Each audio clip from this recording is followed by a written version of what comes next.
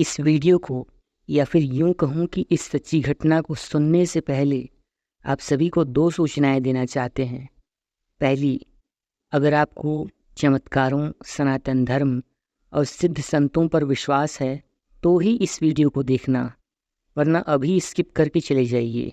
आपका कीमती समय बर्बाद नहीं होना चाहिए।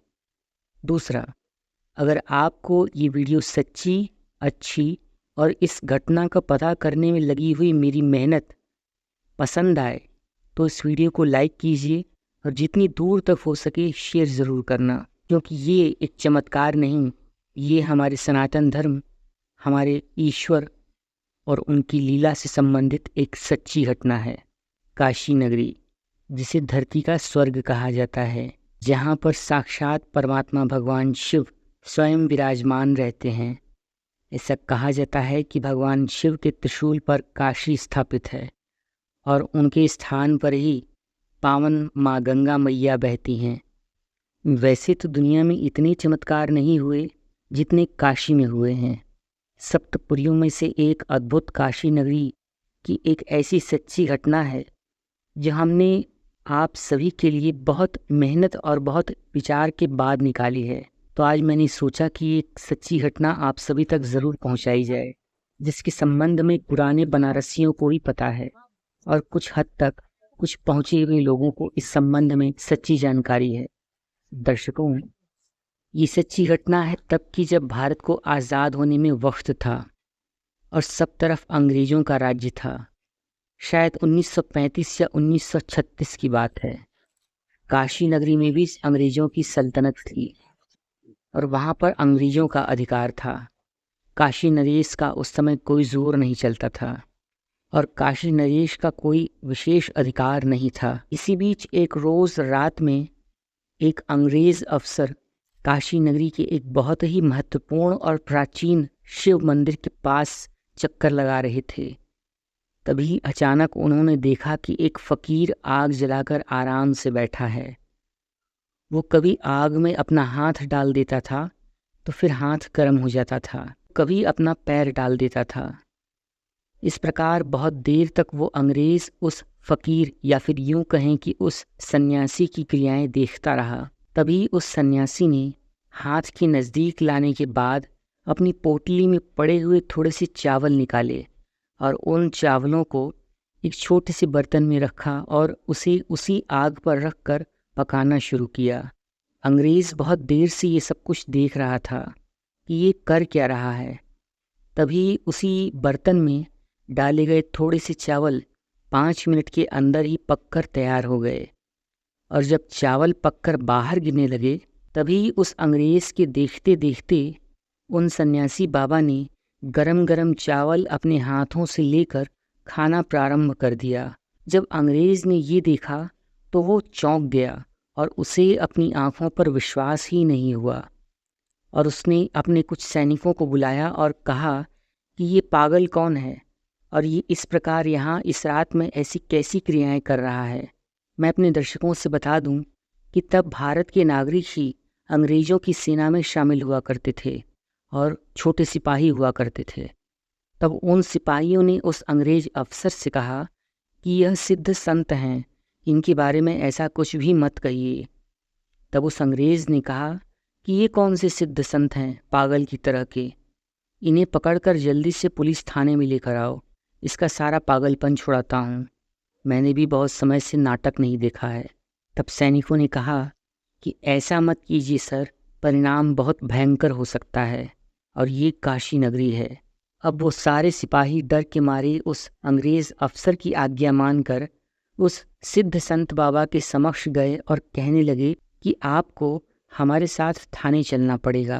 तब वो सिद्ध संत हंसते हुए ये कहने लगे कि कौन से थाने में। तब ये सारे सिपाही ये कहने लगे कि हमारे अंग्रेज़ अफसर ने हमें आदेश दिया है।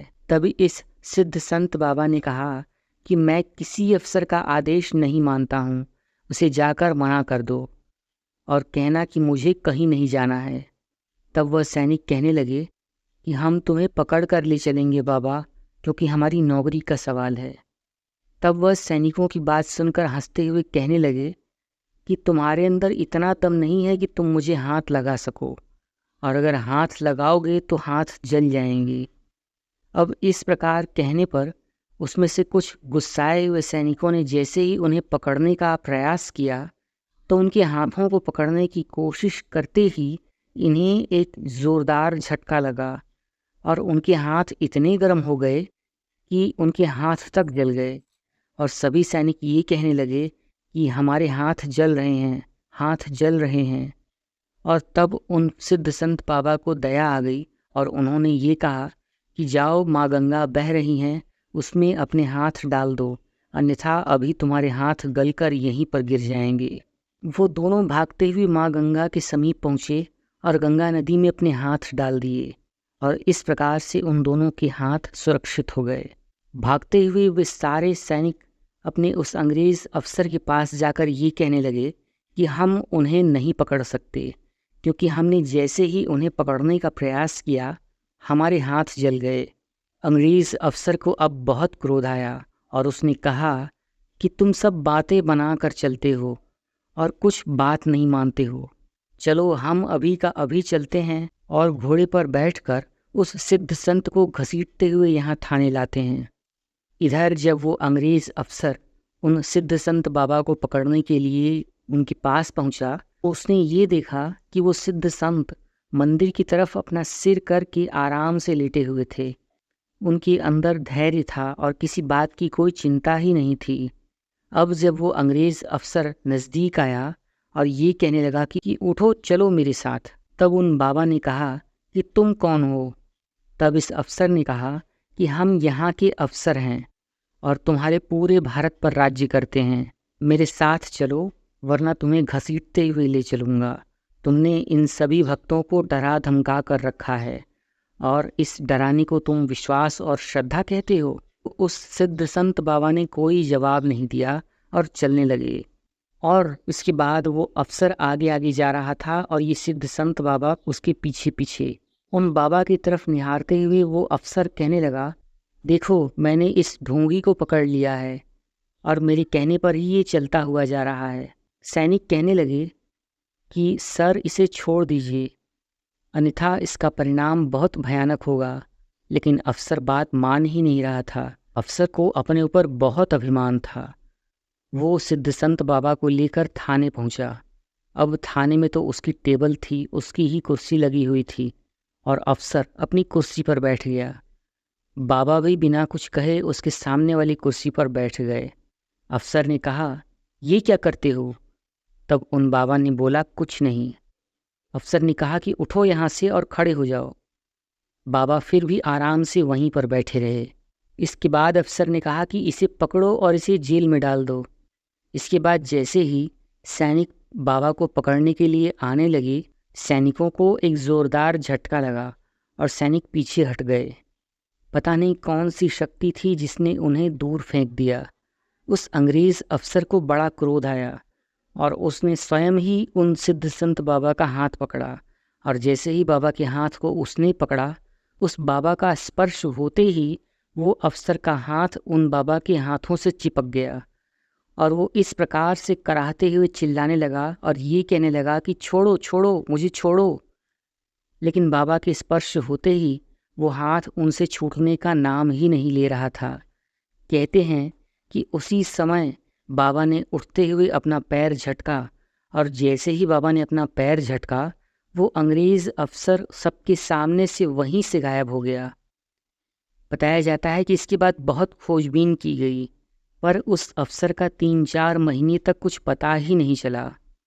इसके बाद वक्त बीतता गया और कुछ महीनों के बाद जब लोग गश्त करने के लिए गंगा के किनारे गए तो उन्होंने देखा कि गंगा नदी के किनारे पर एक घाट पर एक व्यक्ति लेटा हुआ है और उसके शरीर से खून बह रहा है। कपड़े सारे फट चुके थे और लोगों ने जब ये देखा कि ये तो किसी पुलिस अफसर के कपड़े हैं, और जब लोगों ने पास जाकर देखा तो वो हैरान हो गए, क्योंकि ये वही अफसर था जिसने उन सिद्ध संत बाबा को पकड़ने का प्रयास किया था और वो उन्हें उठाकर पुलिस थाने पर लेकर आया था।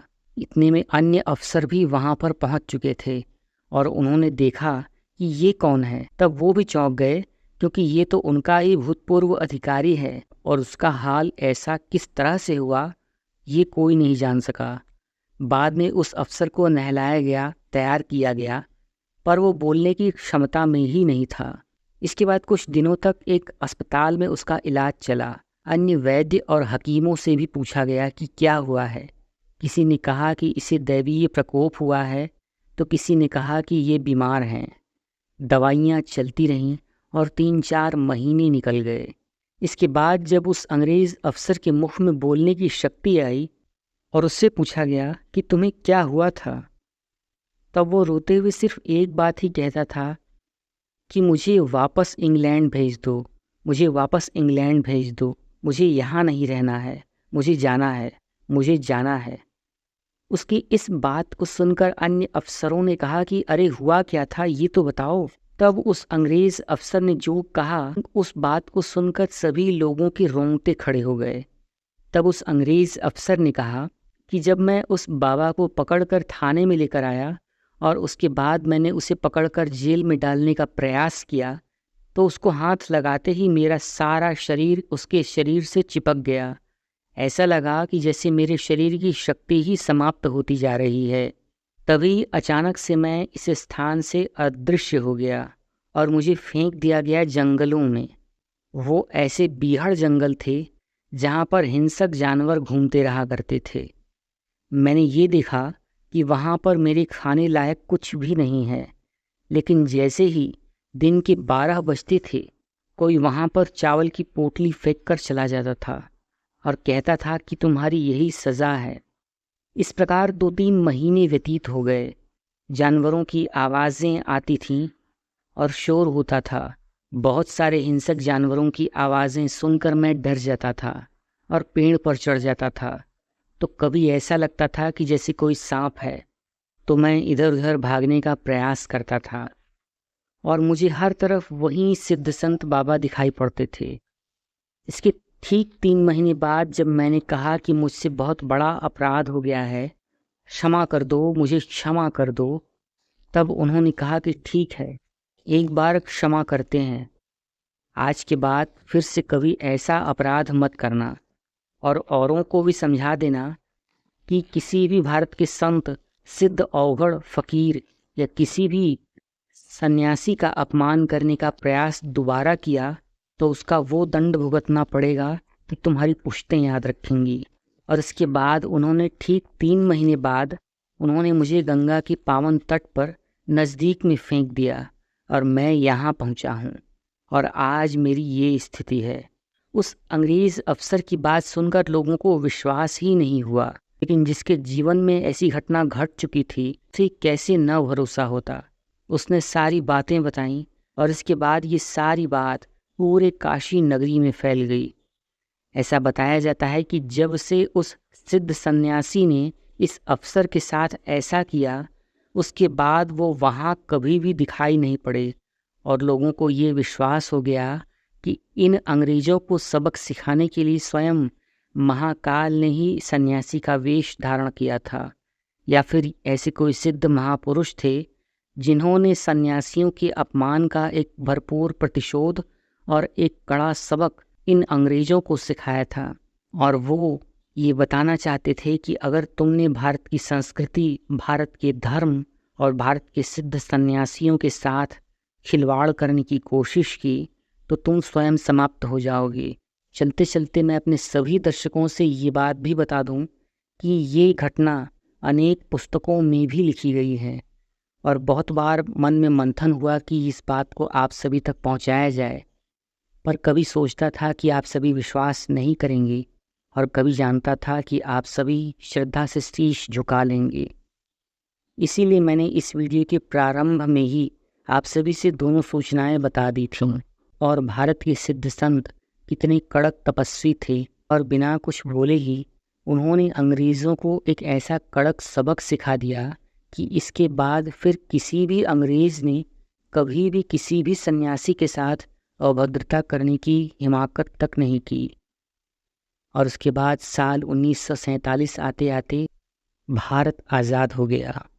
तो नमन है हमारे भारत के उन सिद्ध सन्यासियों को, हमारी भारतीय संस्कृति और हमारे सनातन धर्म को। और अगर आपको हमारे सनातन धर्म की ये सच्ची घटना और सिद्ध सन्यासी की यह आप बीती पसंद आई हो तो इस वीडियो को अभी लाइक कीजिए और जितनी दूर तक शेयर कर सकते हैं उसे शेयर ज़रूर कीजिए। एक नई वीडियो के साथ सनातनी ज्योतिष आपसे फिर मिलेंगे। तब तक के लिए हमें आज्ञा दीजिए। हर हर महादेव।